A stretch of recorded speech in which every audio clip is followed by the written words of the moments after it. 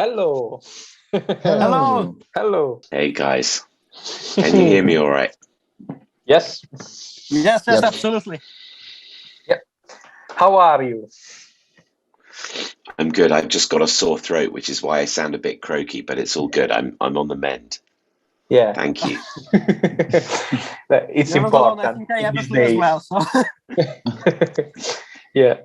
And thank you so much for your time. We are here for a big celebration, I think. Today in Italy comes out Top Gun Maverick.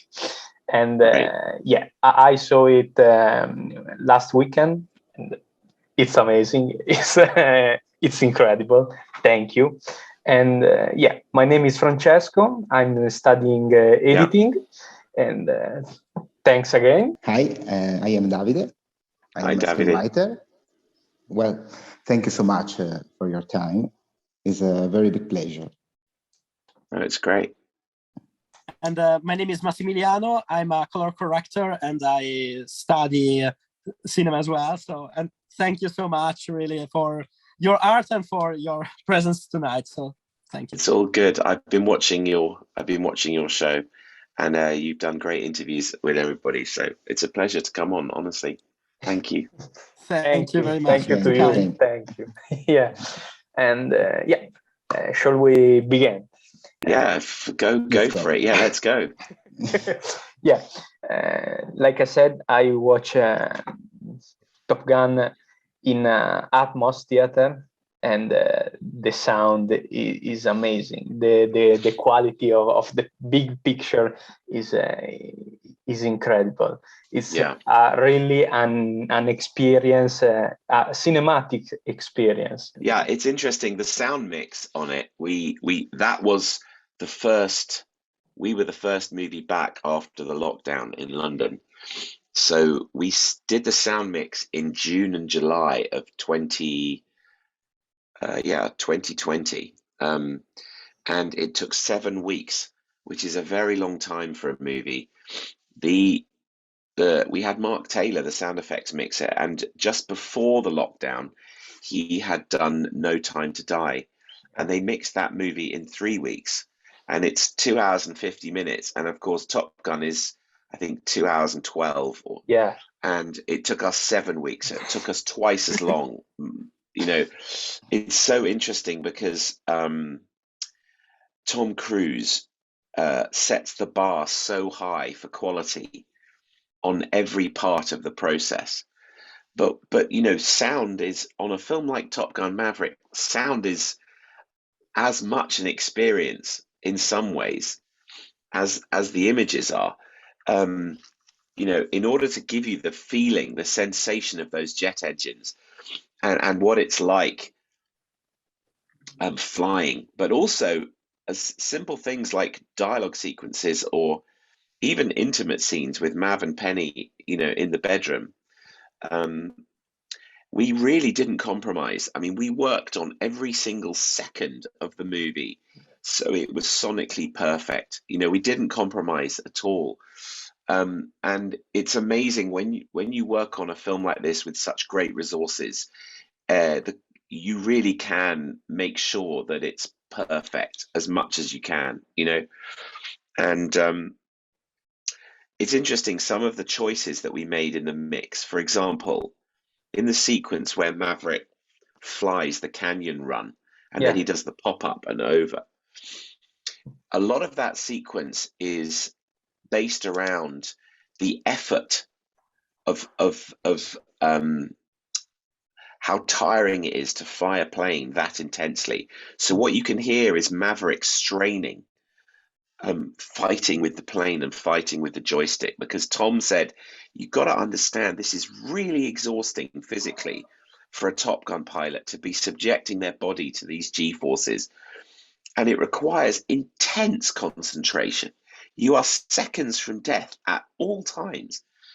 And the pilot who flew that course, so in the movie, you see the other pilots training and they're not going as fast. But then when Maverick goes in and does that canyon run, they're going like up to 700 miles an hour through that canyon. And if they make one wrong move with the stick, they will go into the side instantly. And there was one pilot in the Navy who was given permission to fly that with Tom in the back. One pilot.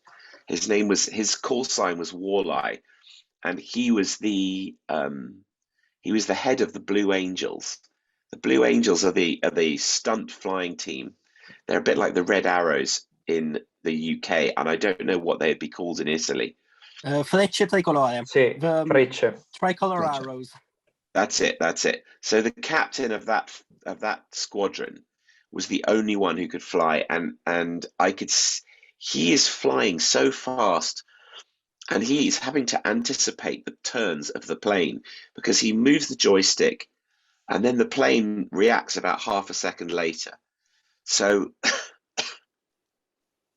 the skill involved in doing that is unbelievable. But what you get is this jaw-dropping sensation in the cinema, you know. Yeah. And we really only, like, Tom did that 4 times, but it was really only on the last take that they got low and fast enough for it to be like truly amazing. And I remember they came back and they landed, and they would take the cards out of the cameras and they put them on, they put them in a reader, and they would press play. And we all sat around. There's 20 of us in the briefing room at the naval base. We sat around and we watched it, and we were all utterly speechless because it was so mesmerizing. It was phenomenal.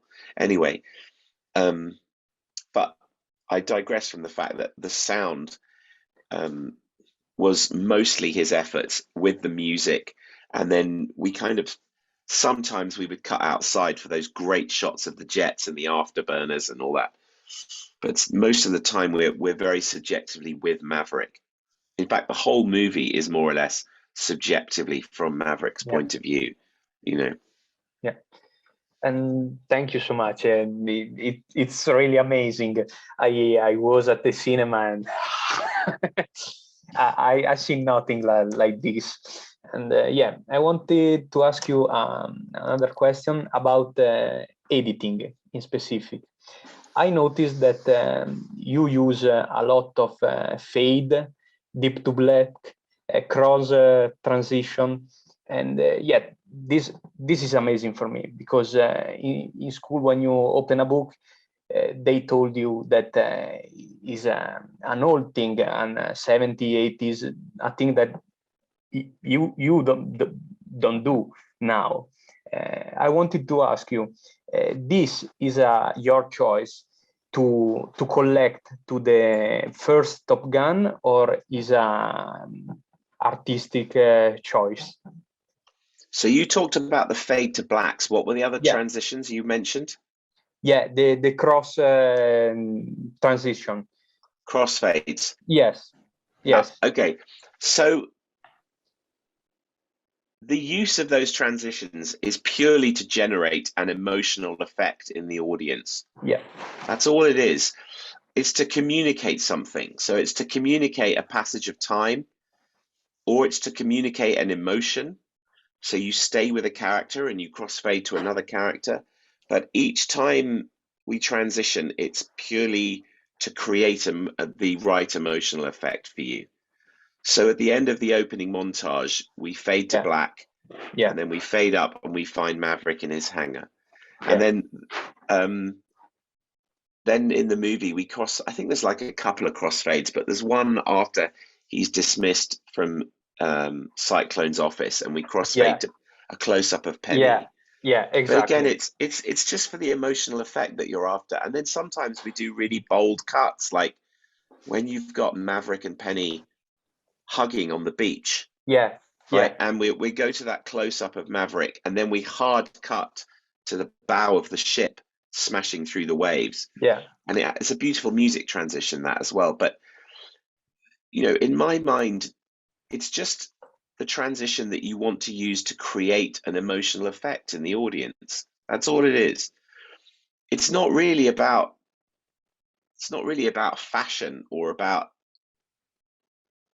whether something's from the 70s or the 80s. It's just about the whole film is designed to give you an emotional experience from the very, very beginning until the very end. And that's all we are concerned about when we're putting the film together, is how to give you an emotional experience as an audience member, you know?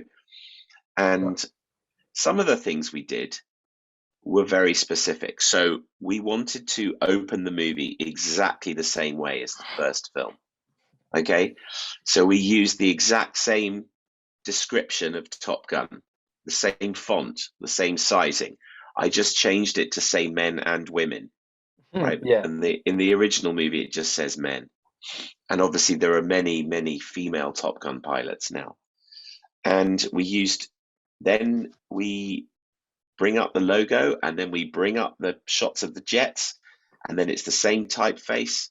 Yes. And it's the same music, and then we go into danger zone, and we wanted to reassure everybody watching the movie that for people who love the first film, we weren't going to disappoint them. We wanted them to feel secure and like happy within the first 2 minutes, you know. I'm one of those fans, and I care about this stuff deeply. Yeah, I understand. And you know, if I hadn't worked on this movie, I would be sat there with my arms crossed in the cinema going, guys, you better not screw this up. Okay, I've given you my money, now do not screw this up. You know, please respect my love for the original movie. And Joe Kosinski said, this is the first thing we're going to shoot. So they went onto an aircraft carrier, I think in July 2018. They filmed for about 5 days. And then I was given all the footage at the beginning of August 2018. And I spent 5 or 6 days. It was about 18 hours of footage, I think. And I spent 4 or 5 days building an opening title sequence so that it matched the first movie. And then we actually showed that to the studio before the main unit started rolling. And actually, they went back to an aircraft carrier. So in the scene where you see Maverick launched off the aircraft carrier, they went back onto an aircraft carrier then, and they filmed for another few days and got loads of other shots of jets taking off and loads of other camera positions and shots of the crew and all that cool stuff of people doing thumbs up and saluting and all that, which is what we all love when we watch Top Gun. It's like the coolest job in the world, being on an aircraft carrier, you know? Yeah. And so it was a colossal amount of work building that opening montage, but it was a privilege because there's great footage, and it's so fun because I'm a fan. I just love movies, and I love Top Gun. You know, I was 14 when Top Gun came out. I'm 50 in a month, right?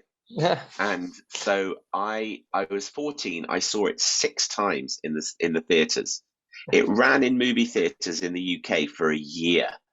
Just imagine that now. It played for an entire year, and I saw it 6 times, and I just thought it was the most incredible thing. Like, it was like a live action Star Wars. You know, it was so cool, and you just wanted to be in that world.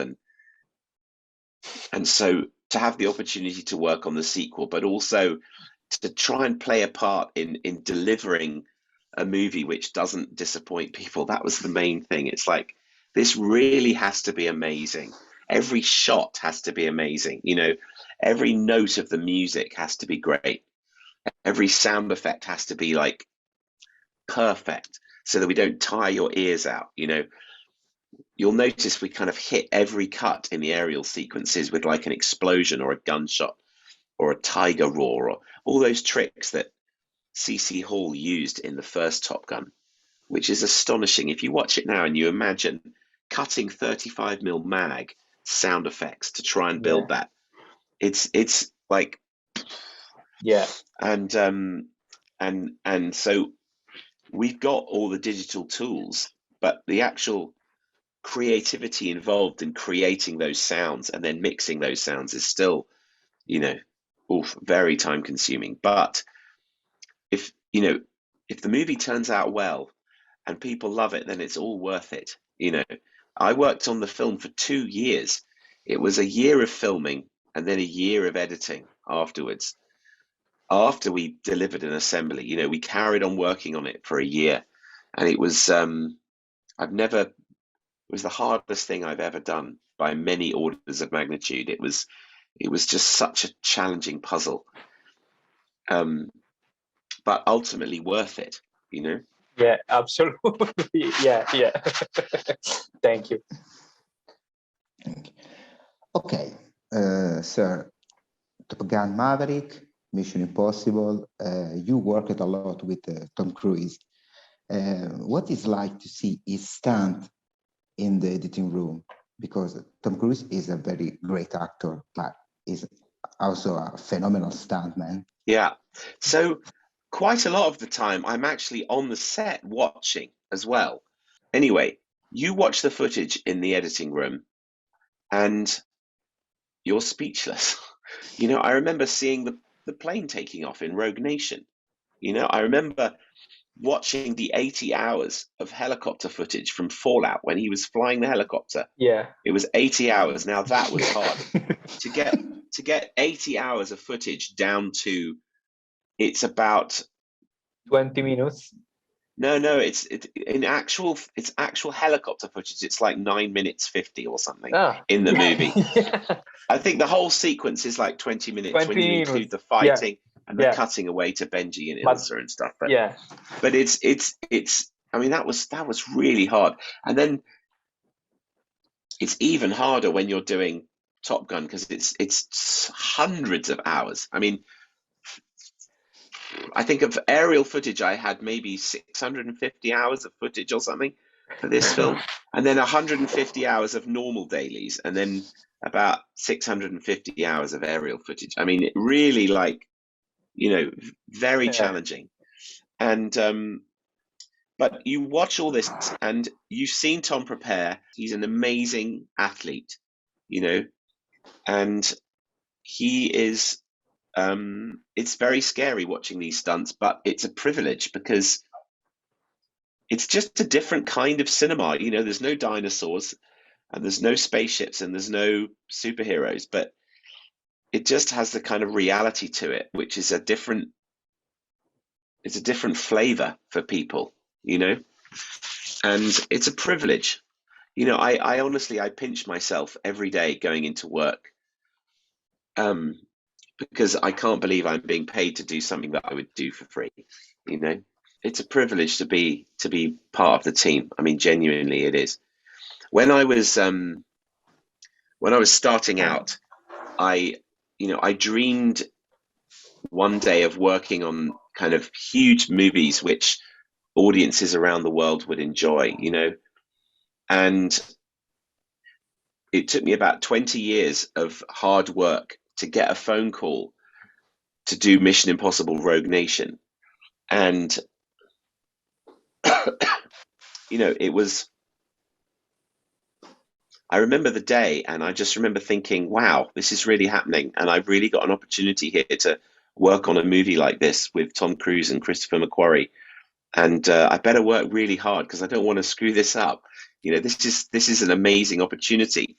And luckily it's led on to Mission Impossible Fallout and Top Gun Maverick, and now 2 other Mission Impossible movies, all of which are huge, gigantic projects which require 2 years each, you know. And so I'm kind of doing what I've dreamed of doing, you know, since I was 8 years old. It's amazing. I never forget that, you know. Every day I'm grateful. Touching a bit on the lengthy footage you have on Top Gun Maverick, there has been reports of days of shooting with 15 seconds, 30 seconds of actual footage usable for the movie. How does it work to have such an enormous amount of footage, such a huge, how many hours for one scene? You can have 10 cameras shooting at the same time, multiple takes. Yeah. Do you have a collaboration for the dailies with Mr. Cruise himself, with the director, with how does it work? because it's mind-blowing to imagine. It is. Yes, It is. So Yeah. the main thing is to stay calm and don't. Like I nearly did a couple of times. I really did feel overwhelmed, you know, because there were some days I couldn't even watch all the footage because there was so much coming in. And the thing is, I don't like taking any shortcuts when I do my work. Like I really am thorough, because I want to be able to look Tom Cruise in the eye and say, that is the best shot for this moment. And if you don't like it, these are the 6 other ones that I found that do the same job. But the reason I picked this one is because of this. But if you want to swap it out for one of these, here's 6 other ones. So he knows that I've been through it all, and I have found 6 options for this, for example. And it's very time consuming.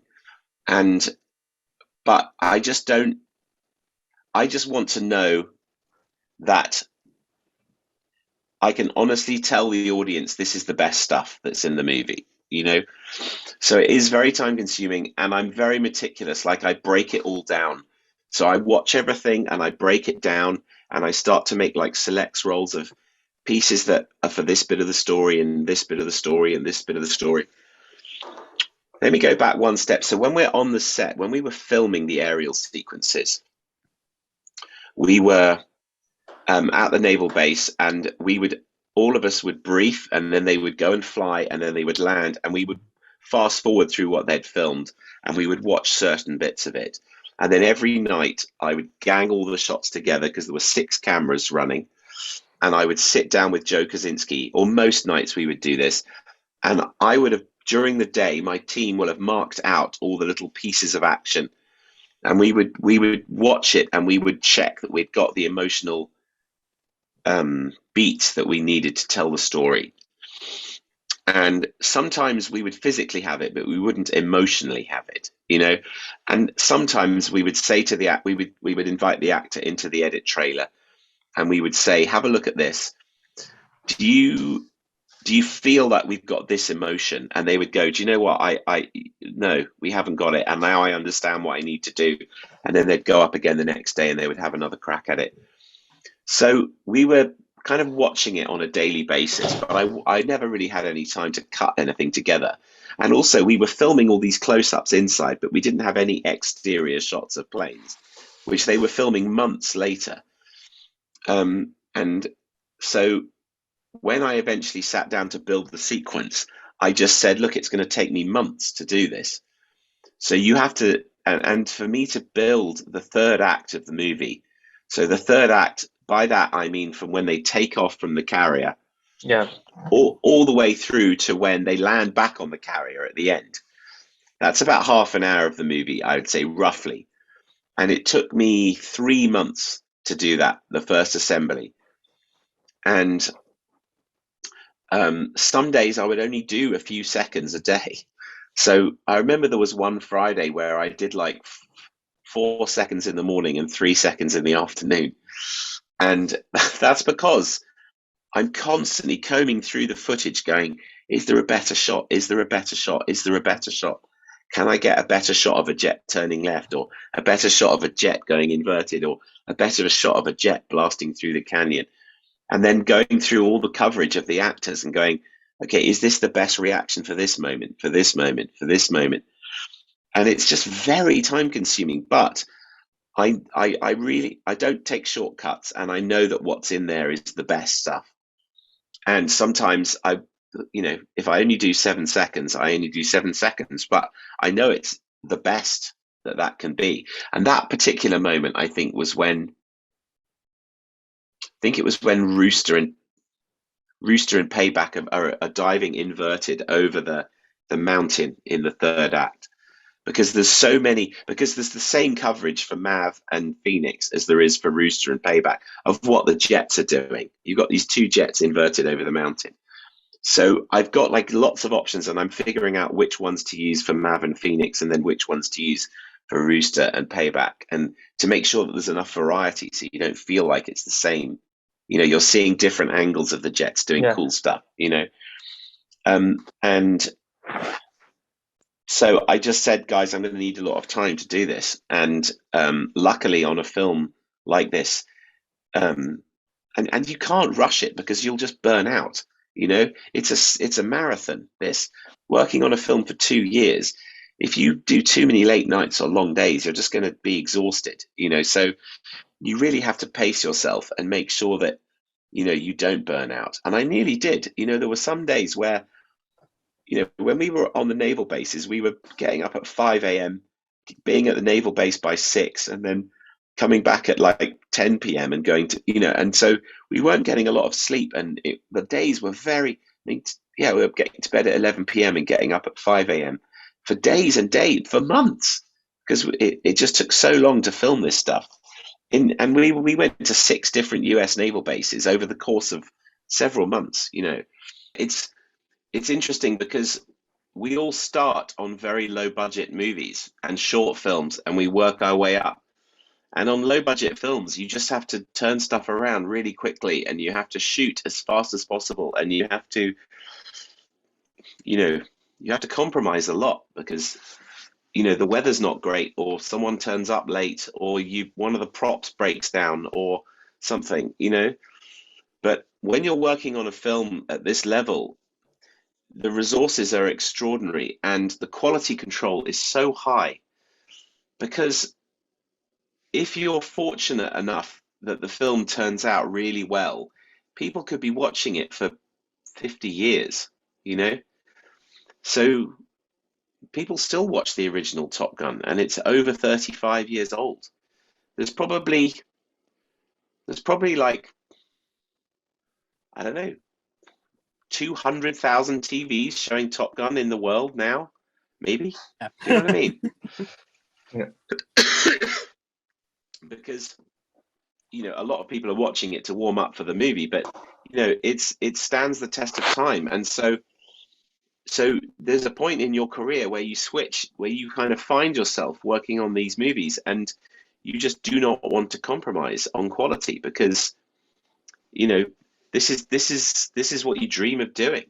And Tom Cruise sets the bar so high for himself and for everybody on the crew, and you don't want to, I don't need to have the bar set high personally, because I love what I do, and I'm desperate to deliver a great experience for the audience, but it's great to collaborate with somebody like him, who also has that just innate drive to deliver excellence.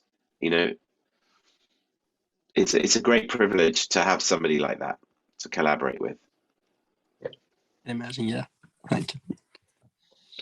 Talking about people that watch movies, I have right here this information that Top Gun Maverick has set a Hollywood record that is screened in 4,732 cinema in North America. That is a record, and yeah. Wow. People go watch Congratulations. it. Yeah, congratulations. Listen, I that's great. People have to go and see it now. No one has. Yeah. Do you know what I mean? You can't guarantee every that. cinema. Yeah, it's like I'm just praying that lots of people go and they have an amazing experience and they love it, and they tell everybody and they all go, and it's obviously been a very challenging time for everybody the last couple of years, and it's nice to remind people of the joy of going to the movies again, and to give people that experience that you can only get in a theater. You cannot, if you saw this on a TV, it's just not the same. It's just a shame. It's like you want to give yourself that experience in your life. It's just truly memorable, and I have memories of the greatest cinema experiences growing up, and just the enormous power of that big screen. You can't beat it. You really can't beat it. I know you guys are all movie lovers, so you get it. But I can literally tell you all the movies that I saw when I was growing up and as a teenager and in my 20s. I can almost tell you where I was sat in the cinema for every single one of those, you know? And I just wanted to be part of that. Just wanted to play a part in movies which may do that for other people, you know, and luckily this one seems to have turned out really well, so I'm thrilled. And yeah, I want to talk about the last Mission Impossible that comes out, Mission Impossible Fallout. And yeah, how this experience going? These are very complex movies that take months and months and months to film. Now, what you have to understand is that Chris McQuarrie is an incredibly gifted storyteller. Yeah. And he understands every part of the movie making process intimately, especially editing. And we work very efficiently and very quickly together, but he really knows what he wants. He knows the effect that he wants to create for the audience, you know, and he and Tom share a very similar sensibility with their love of classic cinema, classic visual storytelling, you know, simplicity, characterization, and emotion, and basically, you know, not allowing the edits to get in the way of the story, but to serve the story and to serve the characters. And every single moment of those movies is crafted around that, you know. So some sequences, like the fight scene in the bathroom, took a long time to film because there were so many little pieces that we had to film. It's a bit like the opera in Rogue Nation. You've got many, many, many, many, many angles in there. You know, like when they're in the bathroom stall and they're trying to scan the guy's face, you know, there are so many angles that we had to get to tell that story in the confines of the bathroom cubicle. And we went back and picked up little pieces just for weeks and weeks and weeks. And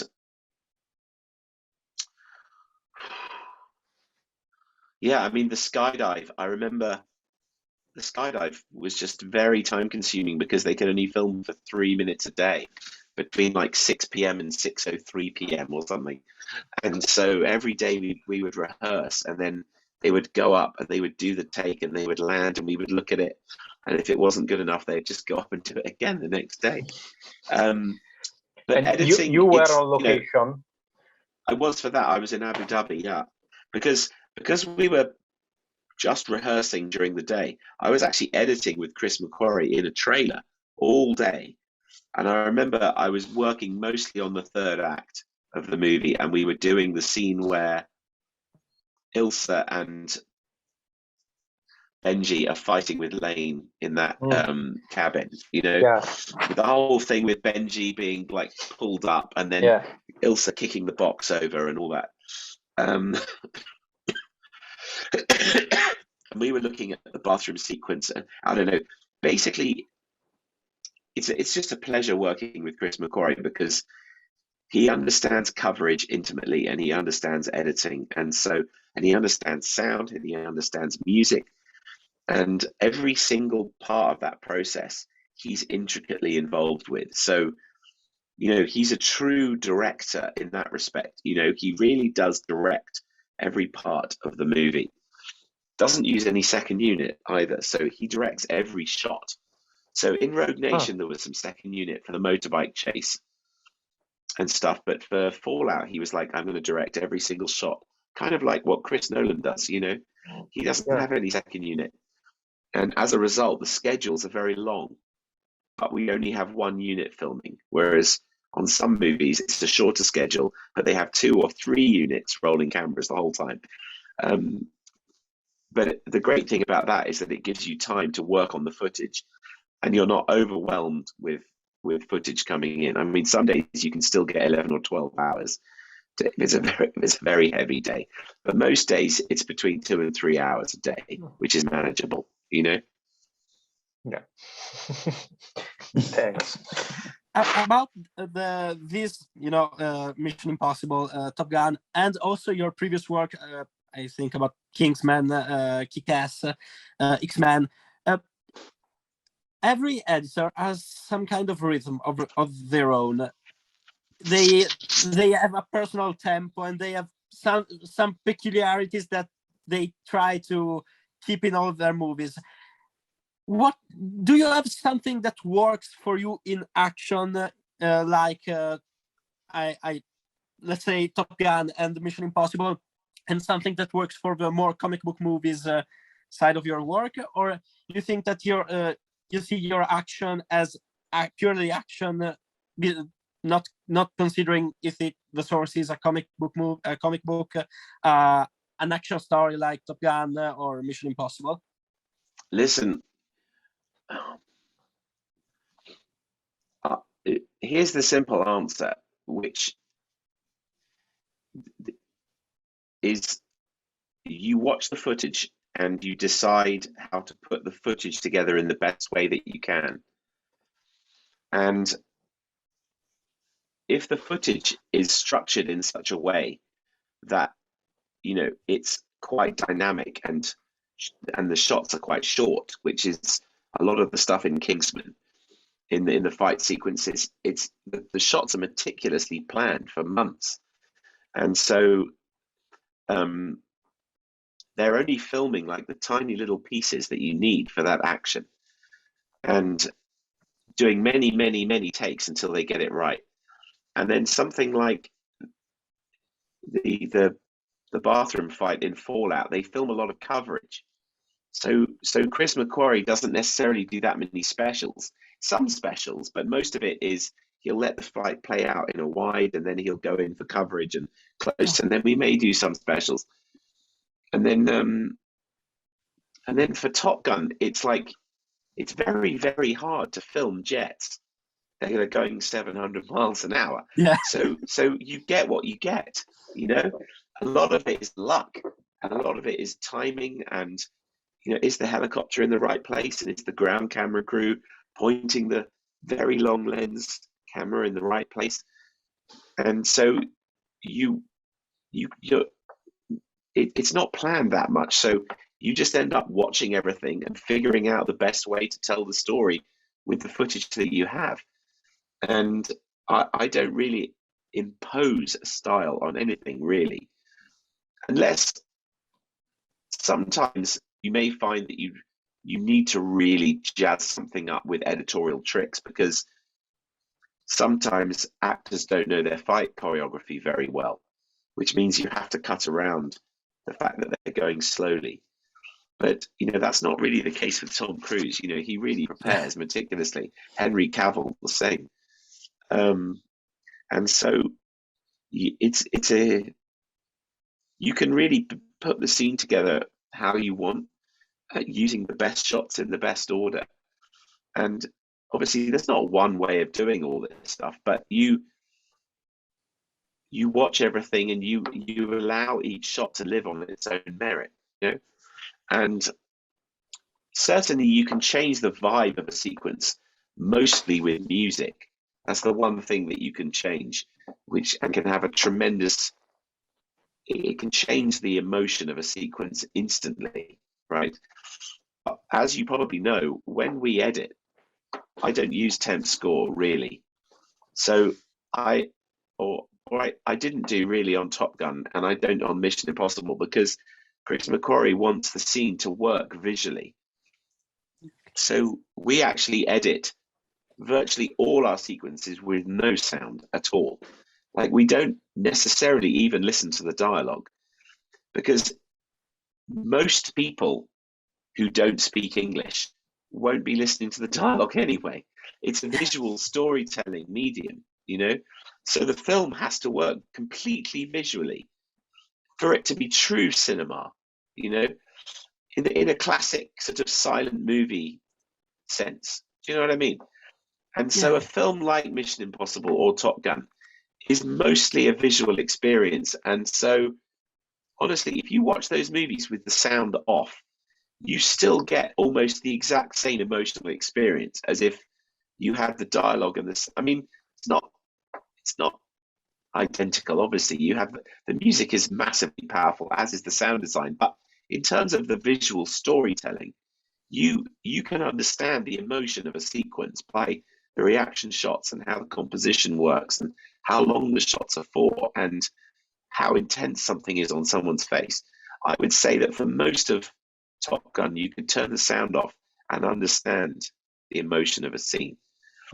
And then, so my point is, we don't ever use music to paper over the cracks of the edit, which is very easy to do. Now, when I work with Matthew Vaughan, he really likes watching sequences with temp score. So I'll put temp score on it, but usually after I've done an edit. And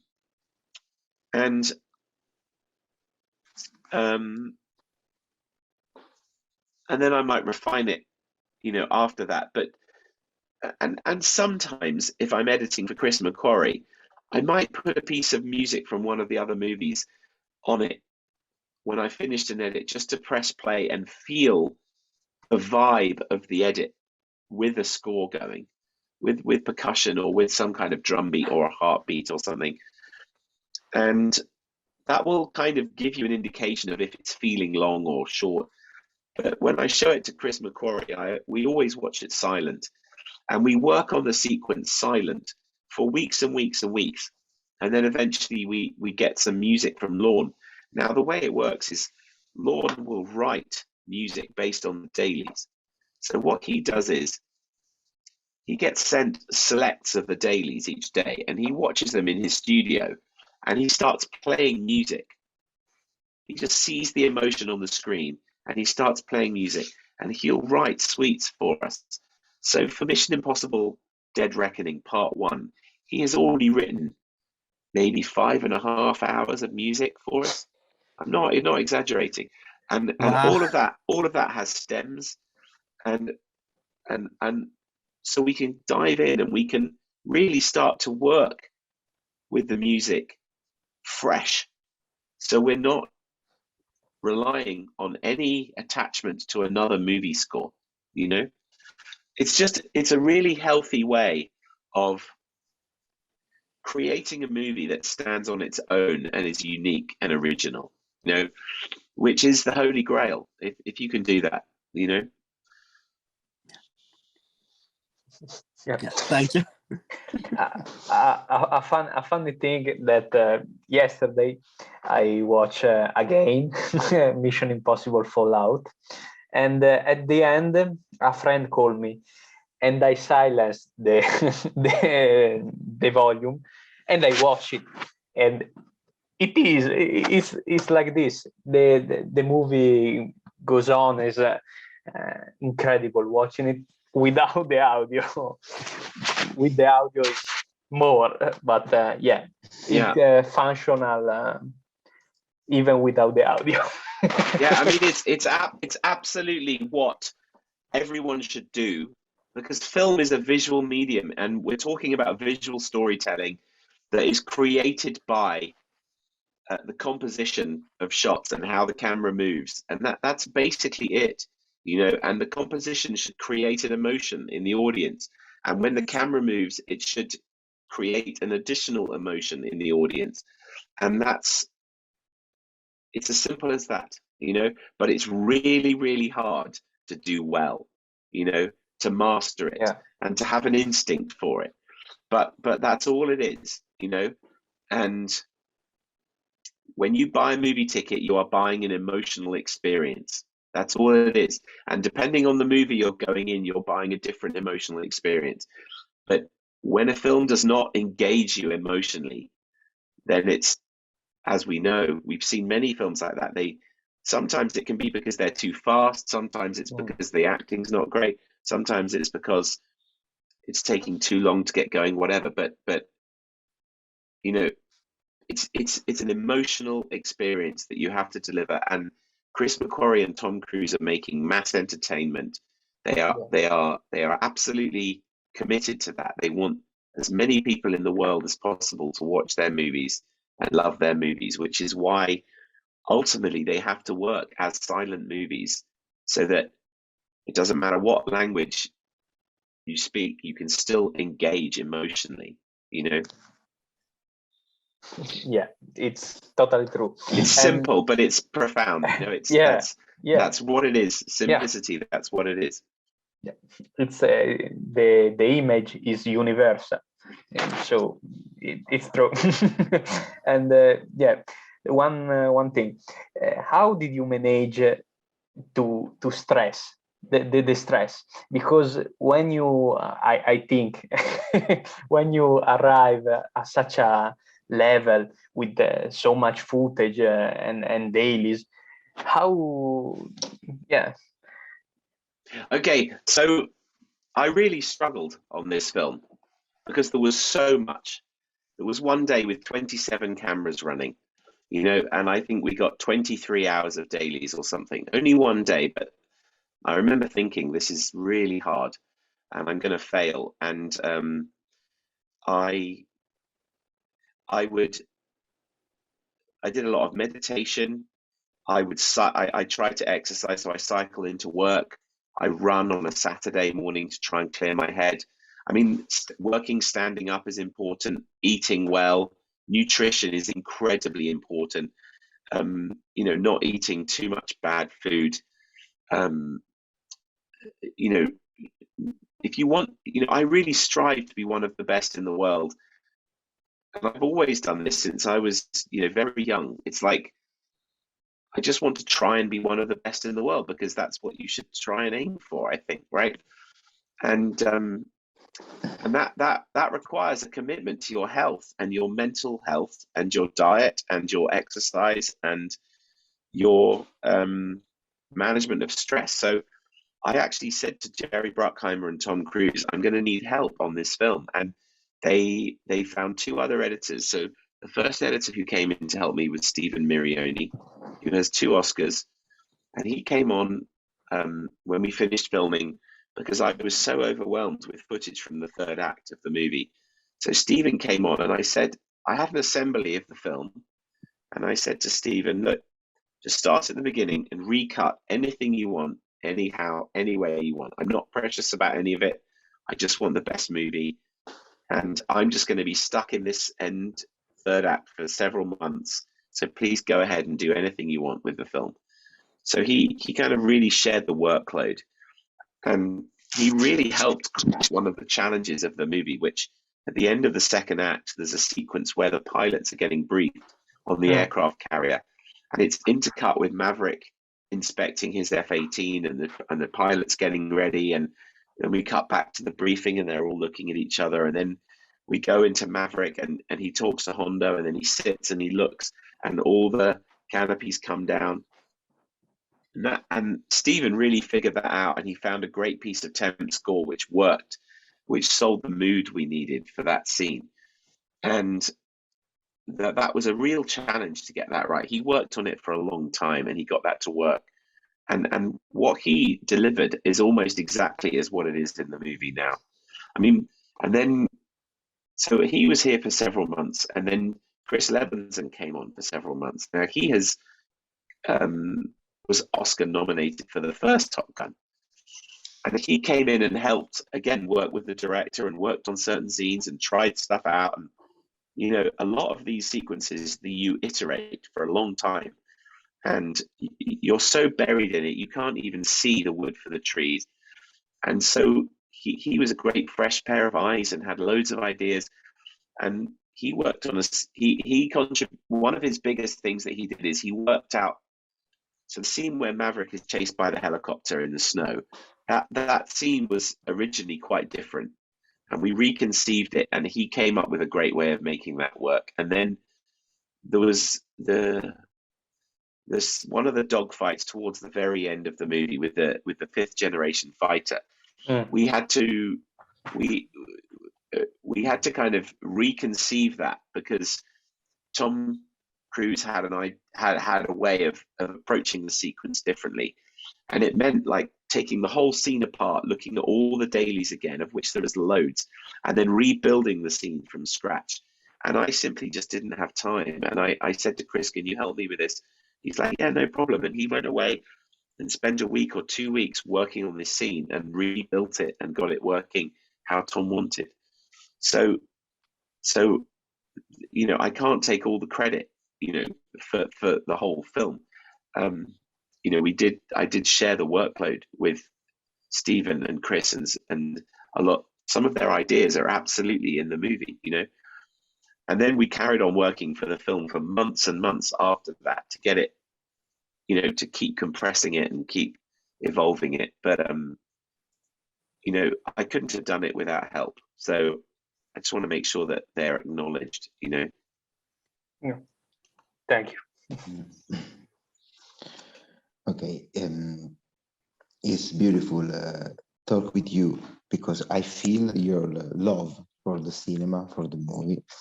And so how did your passion for the cinema start? And the first movie you have saw at the cinema? Yeah. So here's the thing, right? I didn't see many movies at the cinema when I was a kid. I remember seeing, here's the movies that I can tell you I saw in the cinema, okay? Snow White and the Seven Dwarfs, Close Encounters of the Third Kind, Indiana Jones and the Temple of Doom, Return of the Jedi, and A View to a Kill, the James Bond movie. That was it, okay? And I had to beg my friends' parents to take me to the cinema. So I only saw Return of the Jedi in 1983 because some friends' parents took me. But I did watch a lot of, so I remember I love movies and I love the big screen, but I didn't go very often. But when I saw Star Wars, I think I was 8 years old, and it was on TV in the UK, and it started at 8 p.m. and we recorded it on a Betamax cassette tape, video cassette, and it had commercials because it was on a commercial station. I can still remember where all the commercial breaks were. But here's the thing, I was sent to bed at 9 p.m. so I only saw half the movie. All right. But my dad had recorded the whole film. So I was 8 years old, and it's amazing now because I remember when my kids were 8, I was thinking, wow, this is insane. So I got up at 4 o'clock the next morning, all right? And I went downstairs to the living room, and I put the tape in, and I fast forwarded to where it was. And I watched the rest of Star Wars, and I had the volume turned down so low because my parents' bedroom was right above where the TV was, and I did not want to wake them up at 4 a.m. because they would not be happy with me, right? Anyway, I watched the film, and I remember being so excited and so in awe of the excitement and the emotion of what I experienced. And I couldn't contain myself. I was 8 years old. It was the most incredible thing I'd ever seen. And I remember seeing people's names at the end, you know, of the film. And I remember thinking to myself, wow, people must make films. Like, that must be what someone does for a job, you know? And because I grew up in the middle of nowhere in the south of England, you know, no one worked in the film industry. It wasn't a real thing. It was like Neverland or Oz, you know what I mean?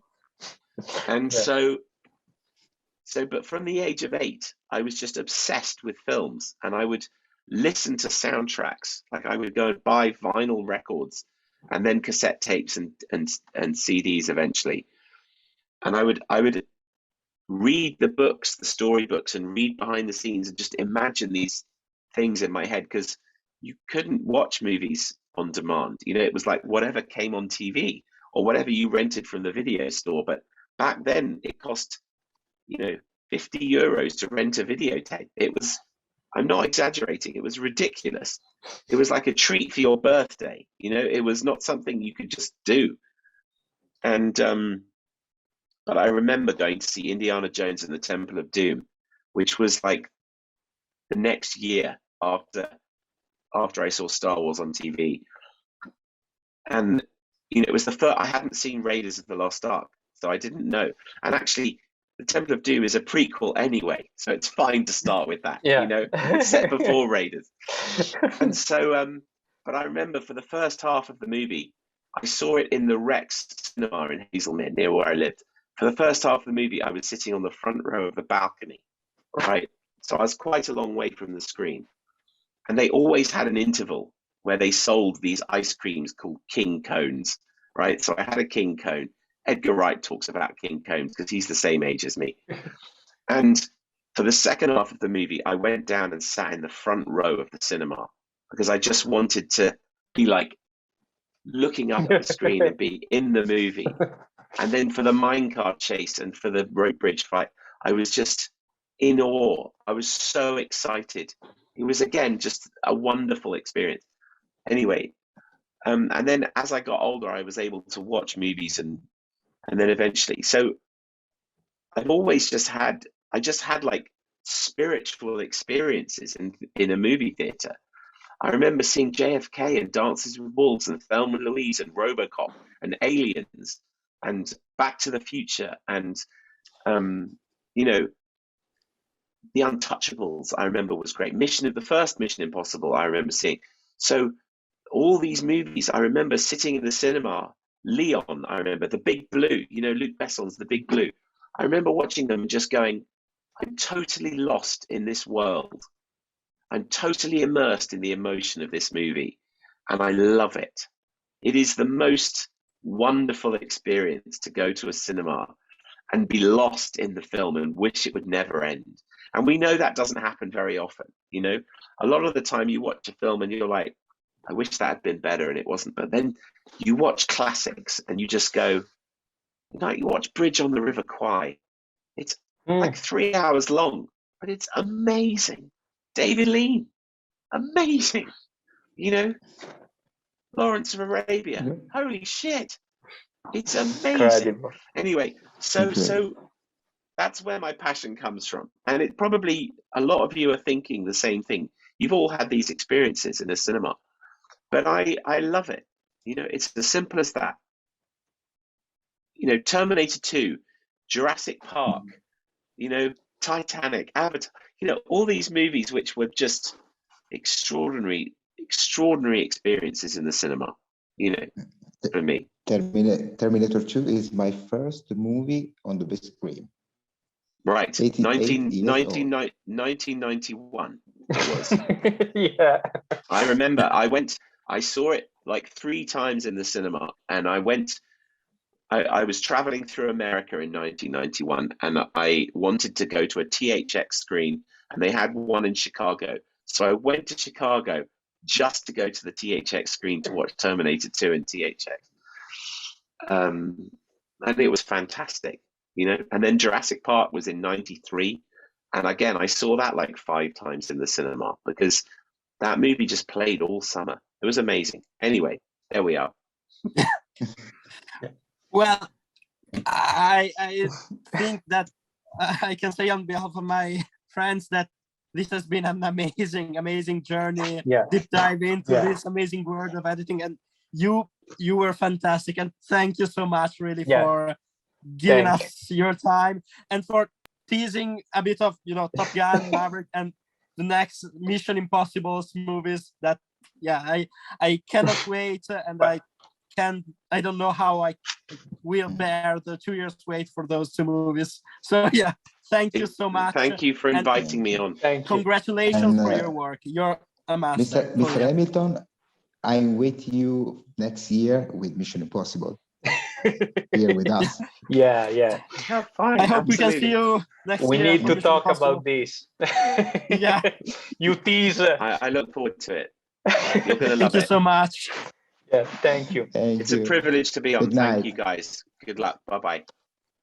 Bye-bye.